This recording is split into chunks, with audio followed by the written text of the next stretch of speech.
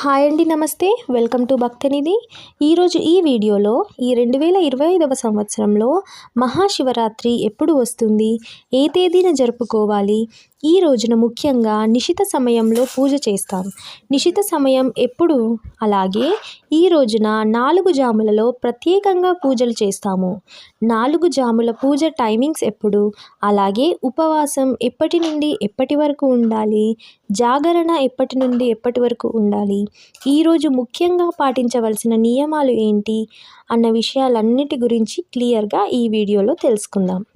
వీడియోలోకి వెళ్ళే ముందు మన ఛానల్ని ఇప్పటివరకు ఎవరైనా సబ్స్క్రైబ్ చేసుకున్నట్లయితే తప్పకుండా సబ్స్క్రైబ్ చేసుకోండి. హిందువులు అందరూ వేడుకగా జరుపుకునే ముఖ్యమైన పండుగలలో మహాశివరాత్రి కూడా ఉంటుంది. శివపురాణం ప్రకారం శివుడు ఈరోజే లింగ రూపంలో ఆవిర్భవించాడు అని తెలుపబడింది. ఈరోజు చాలా శక్తివంతమైన రోజు. ఈ మహాశివరాత్రి రోజున శివుడికి పార్వతీదేవికి కళ్యాణం జరిగిందని చెబుతుంటారు. మహాశివరాత్రి రోజున ఉపవాసం ఉండి ఆరాధించడం వలన సుఖం, మోక్షం రెండింటినీ పొందుతారు అని శివపురాణంలోని కోటి రుద్ర సంహితలో వివరించబడింది. వాస్తవానికి పండుగలన్నీ కూడా మనకి సూర్యోదయానికి ఉండే తిథి అయితే పరిగణిస్తాం. కానీ కార్తీక మాసం, దీపావళి అమావాస్య, శివరాత్రి ఇవన్నీ కూడా మనం రాత్రి ఉండే తిథిని మాత్రం మనకి చాలా ప్రధానం. రాత్రి ఉండే తిథి ప్రకారమే ఈ పండుగలను జరుపుకోవాలి. ఈరోజు ముఖ్యంగా మనం పరమేశ్వరుడు లింగ రూపంలో ఆవిర్భవించిన సమయంలో శివునికి ఎక్కువగా అభిషేకం చేసి పూజలు ఆచరిస్తుంటారు. ఈ శివరాత్రి రోజున ముఖ్యంగా మనం 5 నియమాలను పాటించాలి. ఈ 5 నియమాలు పాటిస్తూ ఎవరైతే పూజ చేస్తారో వారికి అష్టైశ్వర్యాలు, రాజయోగం, చక్రవర్తిత్వం సిద్ధిస్తుందని మన పురాణాల్లో తెలుపబడింది. ఈ రోజున పాటించవలసిన ముఖ్య నియమం శివనామస్మరణ. మీరు వీలైనన్నిసార్లు శివయ్యను మీరు జపిస్తూ ఉంటే చాలా మంచిది. రెండవ నియమం అభిషేకం అనేది శివయ్యకు చేయాలి.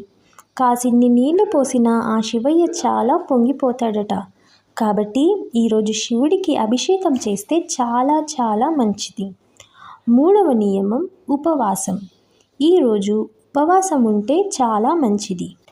నాలుగవ నియమం జాగరణ. ఈరోజు జాగరణ ఉంటే కూడా చాలా మంచిది. 5వ నియమం బిల్వ పత్రాలతో శివయ్యకు అర్చిస్తే చాలా మంచిది. ఈ 5 నియమాలు పాటిస్తే చాలా మంచిది. ఇంతటి శక్తివంతమైనటువంటి ఈ మహాశివరాత్రి పండుగ ఎప్పుడు వచ్చిందో ఇప్పుడు తెలుసుకుందాం.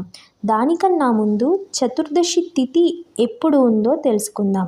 చతుర్దశి తిథి ఫిబ్రవరి 26, 2025 బుధవారం ఉదయం 9:48 నుండి ఫిబ్రవరి 27, 2025 గురువారం ఉదయం 8:43 వరకు చతుర్థి తిథి అయితే ఉంటుంది.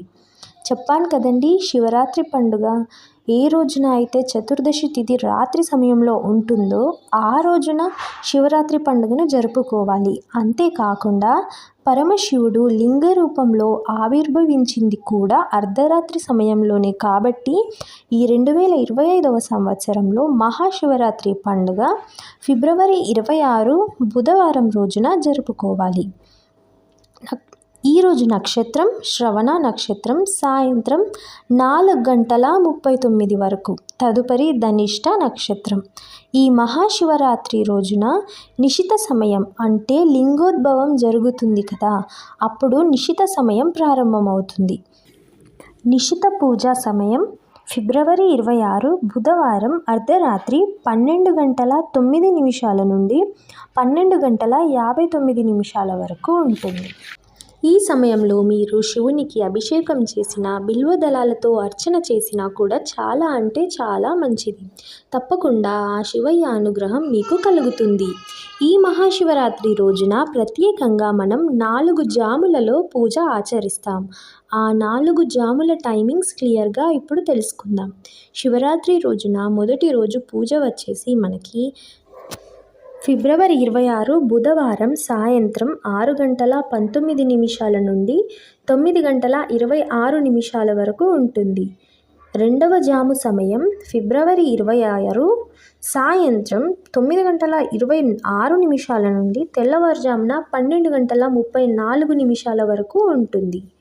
మూడవ జాము సమయం ఫిబ్రవరి 27 తెల్లవారుజామున 12:34 నుండి ఉదయం 3:41 వరకు ఉంటుంది.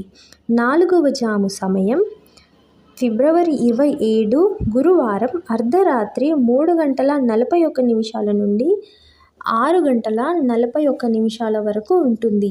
ఈ 4 జాములలో శివయ్యకు ఎప్పుడైనా మీరు ఆరాధించవచ్చు. శివ అష్టోత్తరం, లింగాష్టకం, శివుడికి సంబంధించిన స్తోత్రాలు పఠిస్తూ పూజ చేసుకోవచ్చు. మహాశివరాత్రి రోజున మనం ఏ సమయంలో ఉపవాసం ఉండాలి అంటే ఫిబ్రవరి 26వ తేదీ బుధవారం సాయంత్రం 6:19 నుండి ఫిబ్రవరి 27 గురువారం ఉదయం సూర్యోదయం లోపల ఉపవాసం విరమించాలి. జాగరణ కూడా ఫిబ్రవరి 26వ తేదీ బుధవారం సాయంత్రం 6:19 ప్రారంభం చేసి 27 ఫిబ్రవరి గురువారం సూర్యోదయం లోపల జాగరణ విరమించవచ్చు. ఉపవాసం, జాగరణ రెండూ ఒకే సమయంలో స్టార్ట్ చేసి ఒకే సమయంలో విరమించాలి. శివరాత్రి గురించి కంప్లీట్ డీటెయిల్స్ ఈ వీడియోలో తెలుసుకున్నారు కదా. ఈ వీడియో మీకు నచ్చినట్లయితే లైక్ చేయండి, షేర్ చేయండి. అలాగే మన ఛానల్ని సబ్స్క్రైబ్ చేసుకోవడం మర్చిపోకండి. Thank you for watching.